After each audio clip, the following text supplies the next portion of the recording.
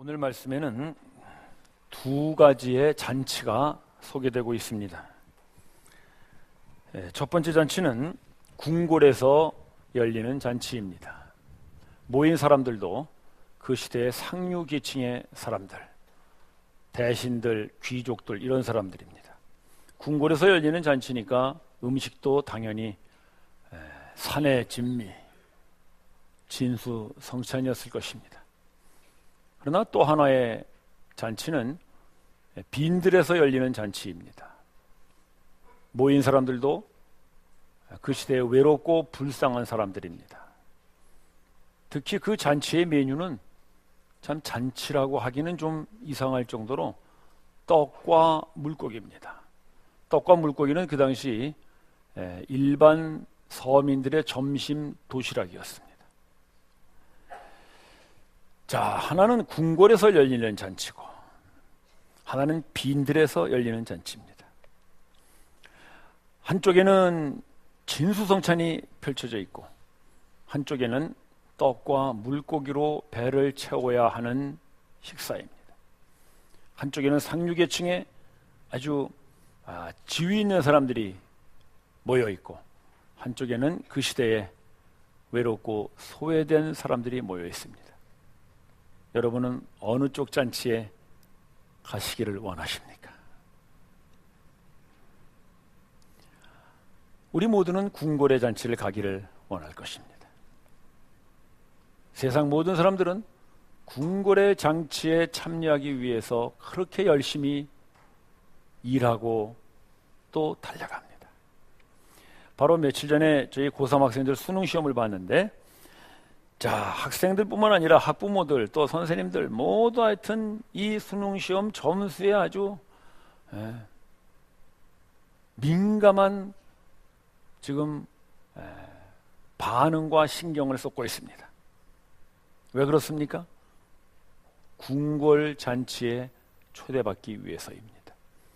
좋은 성적 받아야 좋은 대학 가죠. 좋은 대학 가야 좋은 직장 취직하고요. 좋은 직장 취직해야 좋은 자리, 높은 지위에 올라가서 드디어는 궁궐 잔치의 상류층으로 초대받을 수 있기 때문입니다.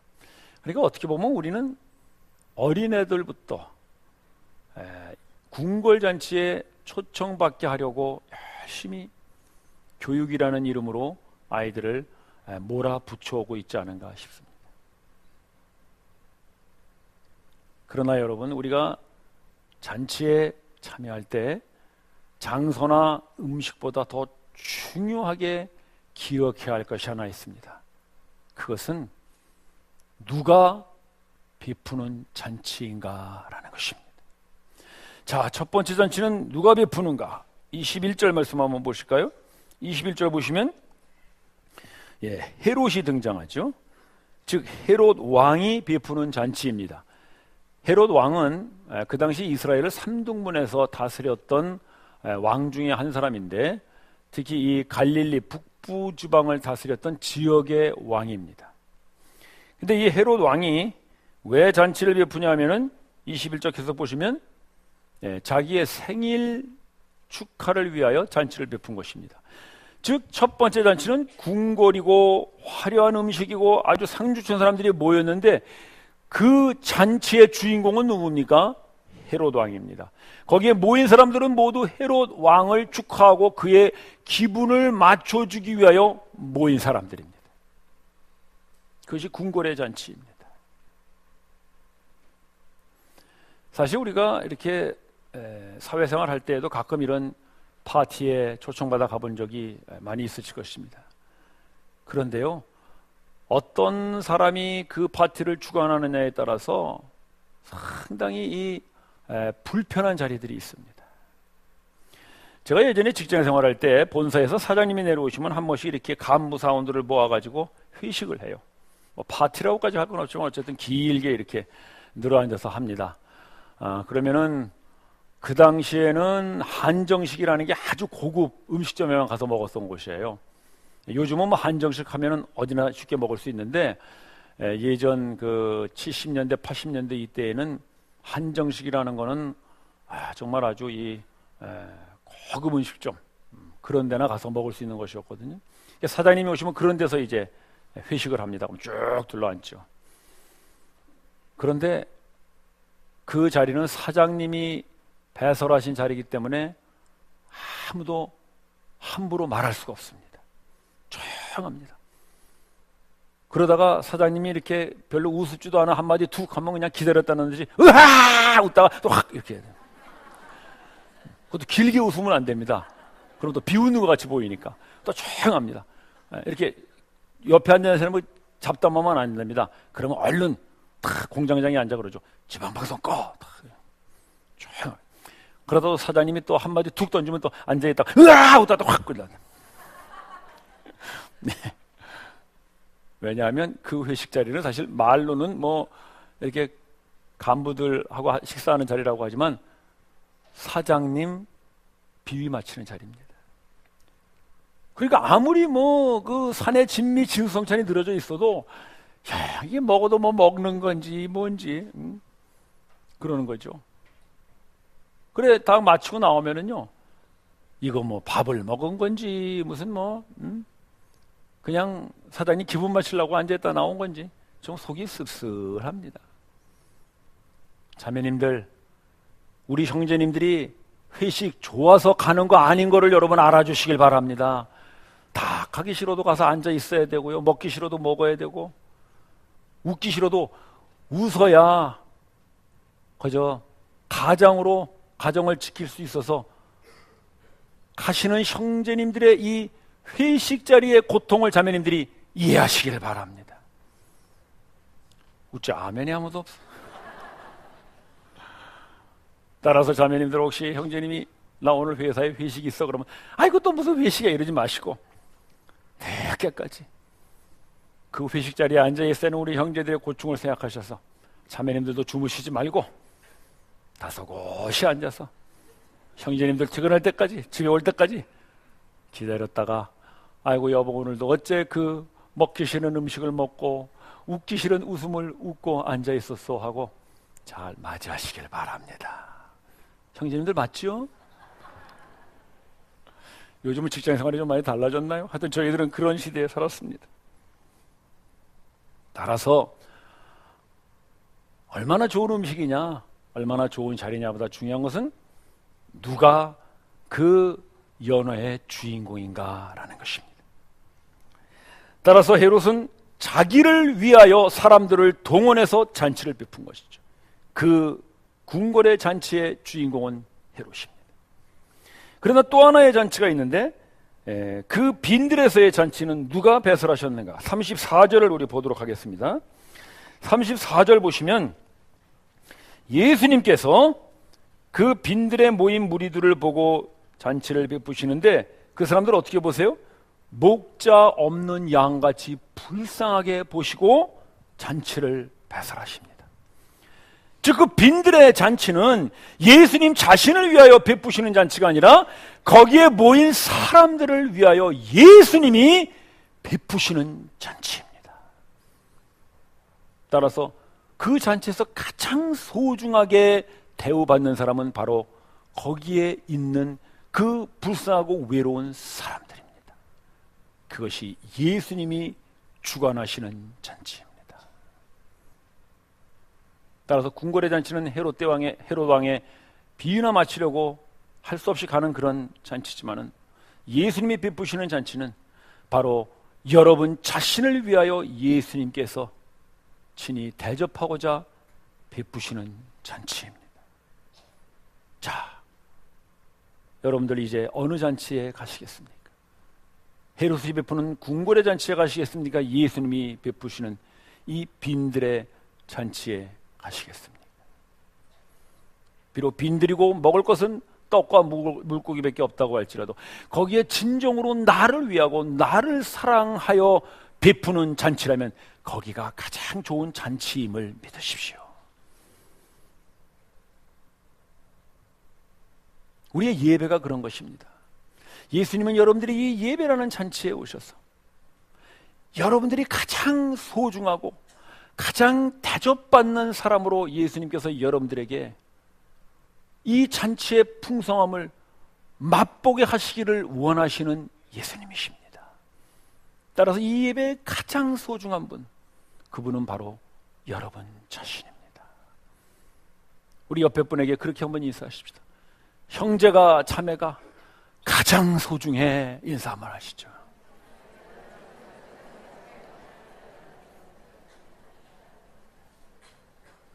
예수님이 베푸시는 잔치의 주인공은 목사가 아닙니다. 성가대도 아닙니다. 교회 뭐 어떤 봉사하는 사람도 아닙니다. 바로 그들의 섬김을 받는 여러분을 위하여 예수님은 잔치를 베푸십니다. 가장 좋은 잔치죠. 따라서 예수님은 자기를 위하여 잔치를 베푸시지 않고 사람들을 위하여 잔치를 베푸십니다. 예수님의 잔치에 가장 소중한 사람들은 바로 그 잔치에 참여하고 있는 여러분 한 사람 한 사람들입니다. 그렇게 예수님은 잔치를 베푸시는데 그 잔치의 메뉴가 또 우리를 아주 의아하게 합니다. 그것은 떡과 물고기입니다. 다른 복음서에 보면은 이 떡이 보리떡이라고 했습니다. 보리떡과 물고기로 배를 채우게 하시는 잔치입니다. 아니, 예수님은 왜 그렇게 사람들을 위해서 잔치를 베푸신다고 하면서 헤롯 궁궐에 있는 그런 진수성찬의 음식을 준비하시지 않고 그렇게 누구나 먹을 수 있는 아주 값싸고 편한 그런 보리떡과 물고기로 메뉴를 삼으실까? 예수님 돈 떨어졌나? 좀 이상하지요. 예수님이 뭐 어떻게 음식을 만드실 수가 없으신가? 여러분, 예수님은 헤롯 궁궐의 음식보다 훨씬 더 진귀하고 훨씬 더 고급스러운 음식을 얼마든지 여러분들에게 공급하실 수 있는 전능하신 하나님의 아들이심을 믿으십시오. 하나님께서는 그 백성에게 복 주실 때 하늘의 이슬과 땅의 기름짐이며 곡식과 포도주로 즐겁게 살아가도록 복을 주시는 분이십니다. 하물며 그 하나님의 아들이신 예수님께서 그 백성들에게 음식을 주시는데 그런 헤롯 궁궐의 진미보다 못할 것을 주실 리가 없습니다. 또 예수님은 그 빈들에서도 얼마든지 식탁을 벌일 수 있는 분이십니다. 하나님께서 그 말씀하셨죠. 내 원수의 목전에서 상을 베푸시는 하나님, 다윗의 고백입니다. 따라서 그 빈들이지만 예수님은 얼마든지 훌륭한 그런 뷔페 식단을 차리실 수 있는 분이십니다. 그런데도 불구하고 예수님은 왜 보리떡과 물고기로 그 잔치의 메뉴를 삼으셨을까? 이 동일한 사건을 기록한 요한복음에는 예수님이 주신 그 떡이 진정으로 의미하는 게 무엇인가를 우리들에게 말씀하고 있는데, 자, 그 말씀 하나 소개해 드리겠습니다.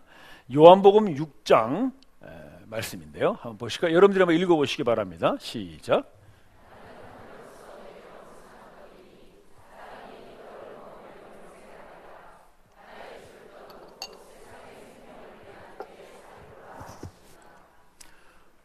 예수님은 지금 그 빈들에 있는 사람들에게 떡을 주시면서 진정으로 그들에게 주시기를 원하시는 또 다른 떡이 있다는 것을 말씀하시는 것입니다. 그 떡이 뭐냐면 바로 하늘에서 온 산떡이에요. 그 하늘에서 온 산떡을 먹으면 영원히 영생하는 생명을 얻게 될 것이라고 말씀하십니다. 그런데 그 하늘에서 온 산떡이 누구를 얘기하는 거냐면 바로 뭐라 그랬어요? 내 살이라. 즉 예수님 자신을 하늘에서 온 산떡으로 말씀하시는 거예요. 그래서 예수님께서는 그들에게 떡을 주시면서 너희들이 정말 먹어야 할 생명의 떡인 나를 먹어야 한다 라는 걸 예수님이 지금 보여주시는 거예요. 자, 여러분, 지금 예수님이 자기 자신을 그들에게 떡으로 주시면서 비유하시는 게 뭐예요? 보리떡이었어요. 보리떡은 뭐예요? 보리떡은 누구나 쉽게 먹을 수 있는 떡이에요. 보리떡은 어떤 특정한 사람들만 먹는 떡이 아닙니다. 그 헤롯 궁궐의 그런 진수성찬은 상류계층의 사람들, 특별한 사람들, 그런 사람들만 먹는 것일지 모르지만 보리떡은 누구나 어떤 서민이건 어떤 소시민이건 어떤 가난한 사람이건 누구나 다 먹을 수 있는 것이 보리떡입니다. 즉 예수님은 자기를 어떤 특정한 사람들만 먹는 그런 진수성찬에 비유하시지 않고 누구나 쉽게 먹을 수 있는 보리떡으로 비유하셨다는 건 곧 예수를 생명의 떡으로 먹을 수 있는 것은 누구라는 것입니까? 누구나라는 것입니다. 누구나.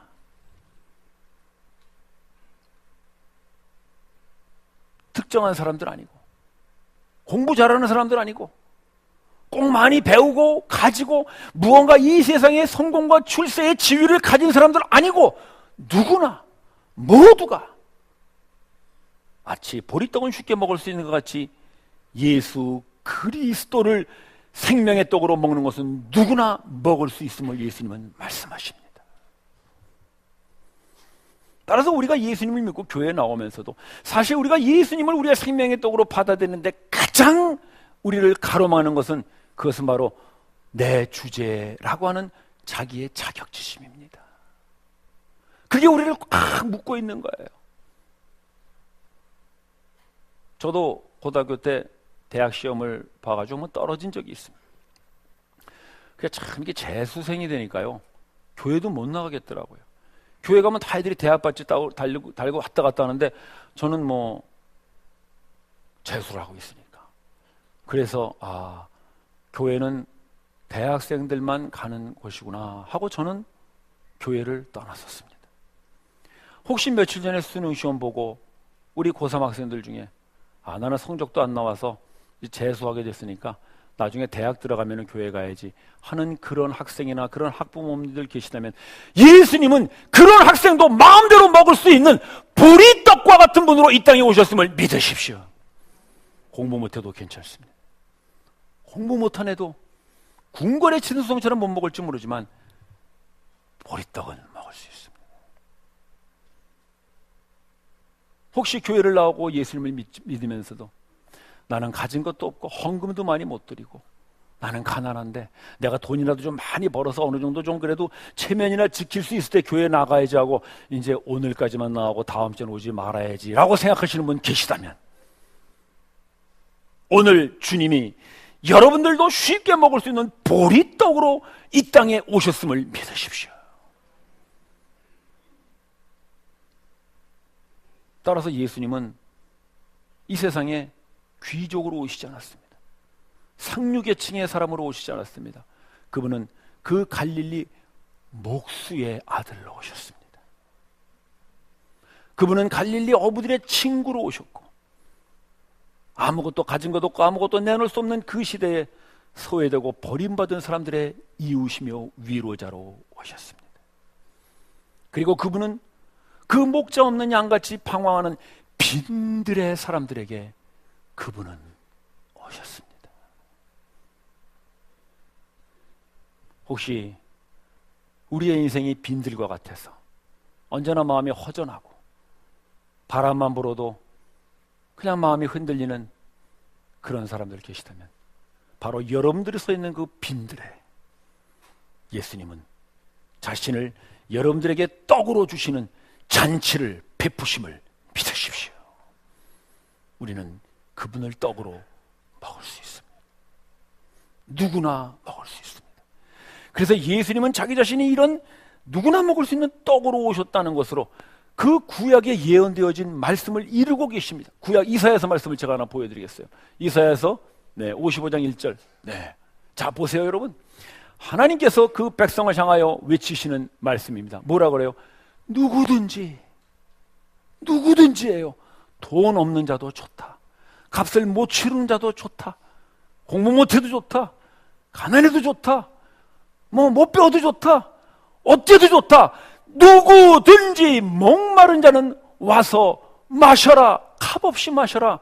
포도주와 젖을 마셔라. 하나님 선지자를 통하여 선포하셨습니다. 지금 예수님께서는 이 이사야서의 말씀을 이 빈들에서 똑같이 이루고 계시는 것입니다. 누구든지 나를 생명의 떡으로 먹어라. 마치 무엇같이 너희들이 언제나 쉽게 먹을 수 있는 보리떡같이 말입니다. 따라서 나는 배우지를 못해서, 나는 가진 것이 없어서, 나는 뭐 이렇게 배경이 없어서 예수를 믿지 못하겠다는 사람은 아무도 없습니다. 누구나, 아무나 예수님을 여러분들에게 주시는 그 생명의 떡이요 양식으로 먹을 수 있습니다. 오늘 여러분들이 예수님을 받아들이는데 단 한 가지라도 여러분의 마음에 막힌 것이 있다면 오늘 이 말씀으로 그 모든 것들을 쫓아내시기를 바랍니다. 주님은 오늘 여러분들 앞에 생명의 떡으로 와 계십니다. 그분을 먹는데 여러분들의 조건과 여러분들의 자격은 아무것도 없습니다. 돈도 필요 없습니다. 실력도 필요 없습니다. 수능 성적 필요 없습니다. 그냥 먹으면 됩니다. 그것이 예수님이 여러분들에게 베풀어 주시는 잔치이고 그분이 여러분들에게 양식 되어 주시는 하나님의 구원입니다.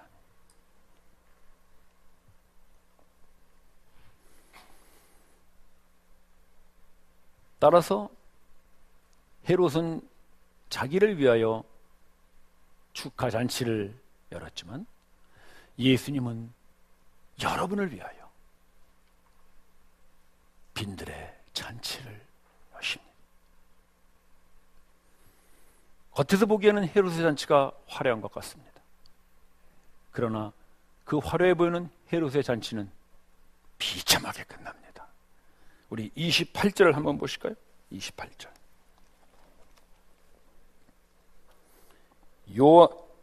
그 머리를 소반에 담아다가 여아에게 주니 아이가 이것을 그 어미에게 주니라.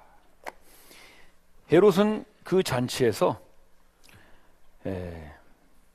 자기 그 친딸은 아닌데 자기 부인의 전 남편과의 사이에서 태어난 딸아이의 춤을 추게 합니다. 그 딸아이의 이름이 이제 살로메죠.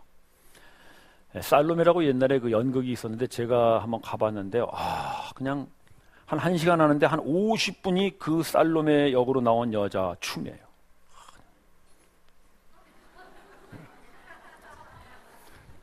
뭐 얼마나 멋있는지. 살로메 춤을 춰요. 그러니까 이 헤롯 왕이 너무나 거기에 막 혹해가지고 네가 원하는 걸 다 주겠다 그러는데 그 여자아이가 자기 어머니에게 가서 뭘 원할까요? 얘기를 해요. 근데 그 어머니가 어떤 여자냐면은 그 헤롯 왕 동생의 부인이었었어요. 그런데 이 헤롯 왕이 그 여자하고 결혼하려고 자기 동생과 그 여자를 일부러 이혼을 시킵니다. 아주 그러니까 못된 형의 못된 부인이죠. 그래가지고 이 여자가 원래 남편과 이혼하고 그 딸을 데리고 이 헤롯 왕하고 재혼을 한 거거든요. 그러니까 이거는 뭐 율법에도 안 되는 거죠. 그렇게 일부러 이혼을 했으니까. 근데 그것을 세례 요한이 비판한 거예요. 그래서 안 된다. 그러니까 이제 이 헤롯의 부인이 세례 요한을 죽이려고 앙심을 먹습니다.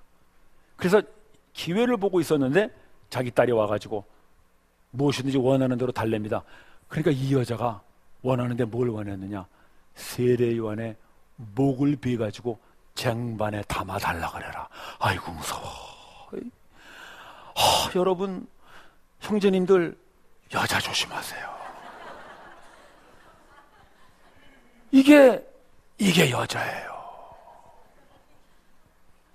여러분 성경 잘 보시면요 남자보다 여자가 더 이 악한 일을 많이 해요. 이세벨 아시죠 여러분? 그 아합의 부인 이세벨, 헤로디아 이런 여자들, 살로메 이런 여자들. 정말 여러분 그저 별 사고 없이 잘 지내시면 감사한 줄 알고. 자, 이런 이 못된 여자가 세례 요한의 목을 베우라 그랬는데 이 헤롯 왕이 한번 약속하니 어찌없이 그 잔치상에 요한의 목을 베가지고 그 피가 뚝뚝 흐르는 그 쟁반을 들고 그 많은 사람들 앞에 떡 갖다 놓은 거예요. 자, 여러분, 우리가 만약에 그런 궁궐 잔치에 초대를 받았다고 해봅시다. 처음에 얼마나 좋겠어요. 야, 나도 이제 상류계층이 됐구나. 뭐 왕의 그 궁궐에 다 들어가는구나. 그러고 막 좋아가지고 한참 떠들어대는데 마지막 장면에 피가 뚝뚝 흐르는 그 선지자의 목을 베가지고 떡 갖다 놓으면 우리는 어떨까요?